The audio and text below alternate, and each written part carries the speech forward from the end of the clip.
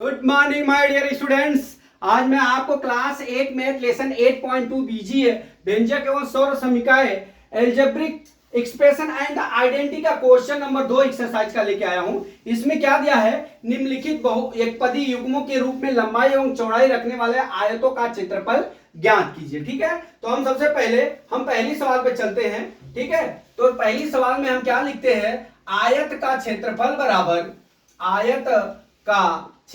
बराबर क्या होता है, लंबाई गुणे क्या होता है, हमारा चौड़ाई होता है। तो हमारा लंबाई और चौड़ाई क्या दिया हुआ है, P और Q दिया हुआ है। तो यहां पे हम लिख लेंगे P इंटू Q। ठीक है, लंबाई क्या हो गया, P इंटू Q हो गया, बराबर कितना हो गया, PQ हो गया। ठीक उसी तरह से दूसरी सवाल में फिर वही लिखेंगे, आयत का क्षेत्रफल बराबर लंबाई गुणे क्या होता है, चौड़ाई।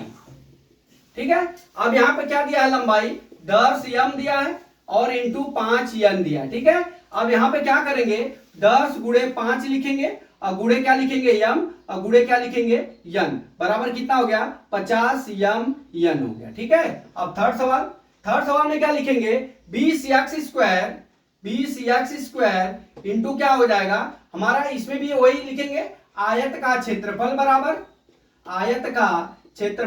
क्या हो जाएगा हमारा, लंबाई गुणे क्या हो जाएगा, हमारा चौड़ाई हो जाएगा।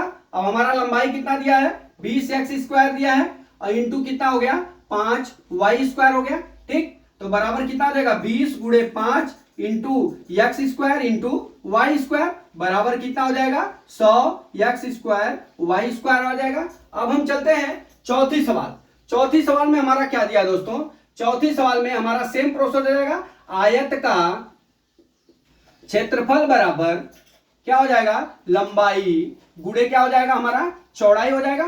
ठीक है, अब लंबाई कितना दिया है, यहाँ पे 4x दिया है, तो 4x इंटू 3x स्क्वायर हो जाएगा, बराबर 4 गुणे 3 इंटू एक्स स्क्वायर हो जाएगा। तो ये कितना हो जाएगा, 12 इंटू एक्स के घाते 3 हो जाएगा, क्योंकि एक्स स्क्वायर है और एक्स का उसमें गुणा करेंगे तो एक्स पे 3 घात हो जाएगा। पांचवा सवाल क्या दिया है, इसमें भी वही लिखेंगे, आयत का क्षेत्रफल बराबर क्या हो जाएगा, हमारा लंबाई गुणे क्या हो जाएगा, हमारा चौड़ाई हो जाएगा। अब लंबाई कितना दिया हुआ हमारा, 3m दिया हुआ है, इंटू क्या दिया है, 4np दिया हुआ है, गुणा कर लीजिए, 3 गुणे 4 into m into n into n into p हो गया, तो बराबर कितना हो जाएगा, 12 हो गया, m n स्क्वायर p हो गया। ठीक है, इस तरह से हमारा ये क्षेत्रफल निकल गया। अब हम आपको एक चीज बता दूं, अगर इस संख्या में दो तरह से अगर दिया हुआ है, क्षेत्रफल पूछ रहा है, तो सीधे सीधे आपको गुणा कर देना है। तो मैंने वही किया है, आयत का क्षेत्रफल का सूत्र लिख के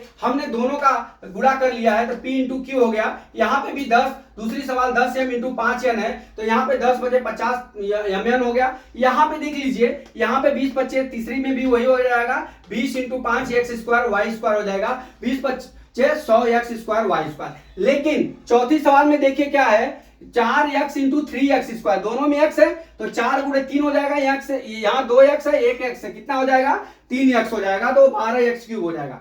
इसी तरह से हमारा पांचवें सवाल में वैसा ही है, क्या दिया, 3mn दिया है, यहाँ पे n है, यहाँ पे n है, तो n स्क्वायर हो जाएगा, 3 चौका 12 mn स्क्वायर p हो जाएगा। इस तरह से ये सवाल का हमने आपको सॉल्यूशन पूरा समझाने की कोशिश की है। मैं ये आशा करता हूं कि ये सवाल आपको समझ में आ गया होगा। अगला सवाल कल मैं फिर लेके आता हूं। जय मां सरस्वती, जय भारत माता, जय जवान, जय किसान।